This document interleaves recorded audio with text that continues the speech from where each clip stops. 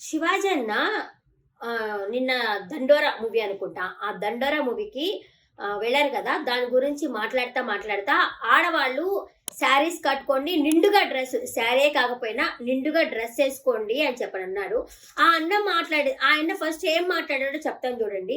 నిండుగా డ్రెస్ అయితే కప్పుకోండి, ఆ చీరల్లో ఉండండి. చూస్తే మా అమ్మలాగా అలా అనిపిస్తుంది. అలా కాకుండా మీరు పిచ్చి పిచ్చి డ్రెస్సులేసుకొనొచ్చి రావటము, ఇది కొంచెం తప్పనిపించింది. అంటే సామాన్లు కనిపించేలా వేసుకోవడము, ఆ మాట వరకైతే నాకు తప్పనిపిస్తా ఉంది. మిగతా అయితే అంతా ఓకే. బానే మాట్లాడాడు. ఎందుకు అంటే మొన్న 'నిధి అగర్వాల్' గూడా ఒక ఫంక్షన్‌కెళ్ళినప్పుడు చాలా మంది పట్టుకొని లాగారు అని చెప్పనన్నారు గదా! మనం కొంచెం శుద్ధంగా మంచి డ్రెస్‌లో ఉంటే వాళ్ళు అలా లాగరు గదా! అన్న ఉద్దేశంతోనే మాట్లాడారు. కానీ దీన్ని బట్టి ఆ అనసూయ వాళ్ళు గాని, మిగతా వాళ్ళు గాని కొంచెము మేము ఆడోళ్ళము, మా డ్రెస్ సంగతి నీకెందుకు అన్నట్టు మాట్లాడుతున్నారు.